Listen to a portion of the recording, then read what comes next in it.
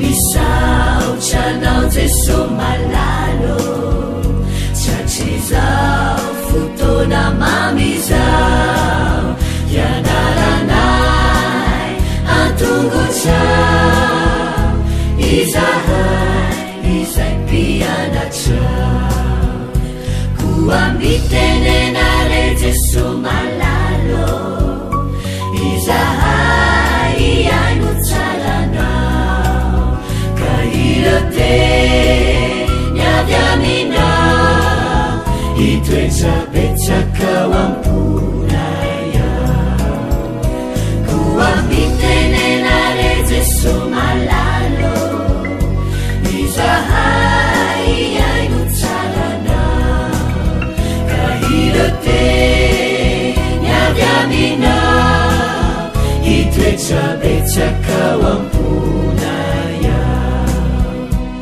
iroteny avy aminao itoetra betsaka ao amponay ao.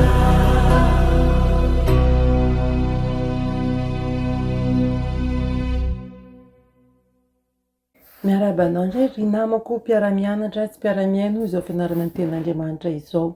Androany tsika dia andinika ny hoe mikatsaka marina ny fahamarinana. Andeha hiaraka hivavaka isika.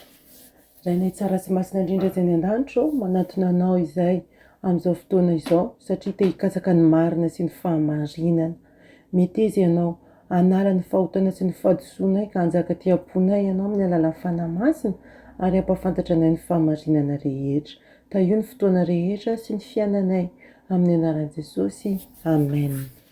Mikatsaka marina ny fahamarinana. Manendrikendrika ny adventista ho nametraka daty manondro ny fiavian'i Jesosy fandroany ny olona sasany. Tsy marina zany satria tamin'ny taona 320 taona maro taorian'ny 420 vao niorina ara-dalàna ny fiangonana adventista mitandrina ny andro fafito. Marina fa ny sasany tamin'ireo nitory sy nampianatra fa ho avy tamin'ny 12 oktobra 420 Jesosy dia tonga adventista. Saingy nampianatra mandrakariva ny adventista fa tsy misy malala na ny andro na ny ora iverenan'i Jesosy araka ny voalaza ao amin'ny Matthieu 4:4-7. Na izany aza dia makasitraka amin'ny fanasogadianan'i William Miller ny fiavian'i Jesosy fandrony sy ny filatsika mivonona amin'ny alalan'ny fibebana sy ny finoanan'i Kristy isan'andro ny adventista mitandrina ny andro fafito. Mazava fa ny tempolo voalaza ao amin'ny Apokalipsy 1:7 dia tsy inona fa tempolin'Andriamanitra ao an-danitra. Mazava fa ny bokin'ny Hebreo manontolo dia miorina amin'ny fahatakarana fa any an-danitra no misy ny tena fitoerana masina ka i Jesosy no mpanao fanompoam-pivavahana ao. Amin'ny fitoerana masina sy ny tena taberna kely izay naorin'ny tompo fa tsy olona.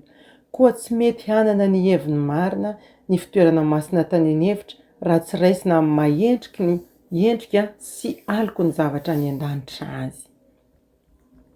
Manamafy ny Hebreo 7:17 fa mila diovina koa ny fitoerana masina any an-danitra. Koa dia tsy maintsy diovina tamin'ireny tandindony zavatra any an-danitra fa ny tena zavatra rehetra any an-danitra kosa dia tamin'izay fanatitra tsara no ireny. Ny rana fafy tamin'ny tandroky ny altara dia maneho ny fahotana voarakitra an-tsoratra any an-danitra. Nampatsiahy azy ireo sy atsika koa ny andro fanavotana fa tsy maintsy hialantsika tanteraka amin'ny fotsika manontolo ny fahotantsika. Manamarina antsika ny ran'i Jesosy saingy tsy manamarina velively ny fahotana. Miaina ao anatin'ny andro fanavotana isika ankehitriny ary amin'izao fotoana izao no hamaritana izay ho anjarantsika mandrakizay. Fotoana fandiniana lalina momba ny fiainantsika izao sy hialantsika amin'izay ota rehetra mety mamatopatotra antsika. Inona avy ny ireo fitsipika sy fehi-kevitra hitantsika tao anatin'ny lesona androany. Midika inona ny hoe miaina amin'ny andro farantsika izao. Tokony hanao ahoana ny fiainantsika isan'andro raha fantatsika fa ho avy ny fanenjehana raha tsy ho ela Jesosy. Inona ny manakana antsika tsy hiaina araka izany.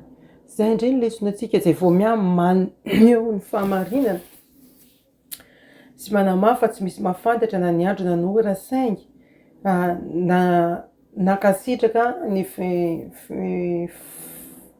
fampahafantarana izay nataony William Miller mahakasika an'ilay 12 oktobra 1779 maneho ny fitoerana masina ny an-danitra io.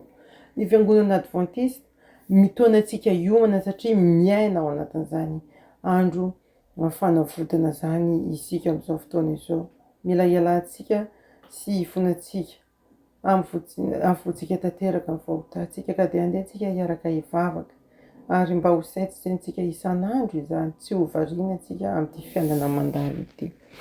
Misaotra Ray Malalo, misaotra no teninao. Miasa ao am-ponay tsirairay avy mba hahatonga anay tsy ho variana fa ho tsapanay fa fotoana tokony hampahorinay tena sy andinianay tena izao ka ialanay amin'ny fonay rehetra rehefa ho tany. Zay Tompo dia manana fiforonana anota mandrakariva fa omeo anay amin'ny alalan'i Jesosy ny hery ahafahana miala tanteraka ka noho izy dia ho azonay ny fandresena. Da io ny fiainanay, ara-nofo, ny ara-panahy mba hanompanao amin'ny fifaliana izay fa tsy amin'ny fisetona ary raha ho avy any amin'ny raha ho lanitra ianao dia vonina hitsenanao izay rehetra. Amin'ny anaran'i Jesosy no nanaovana vavaka. Amen. Izay indray ary ny fotoanantsika androany mirary soanao ary maniry ny eo aminao amin'ny fotoanantsika manaraka. Ny fiadanan'ny Tompo any ho aminao sy ny fianakavianao rehetra. Amen. Veloma Tompo.